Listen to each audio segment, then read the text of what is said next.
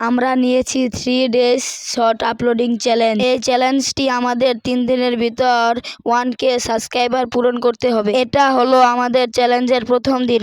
আমরা একটি video upload করি। এই ভিডিওতে আমরা মোট ভিউজ পাই। আমরা এই ভিডিওতে মোট একদিনে ভিউজ পাই 75টি এন্ড সাবস্ক্রাইব পাই 2টি। এই ভিডিও দেখে তো আমি খুব খুশি ছিলাম। আজকে হলো আমাদের চ্যালেঞ্জের দ্বিতীয় দিন। আজকে আমরা একটি ভিডিও আপলোড করি।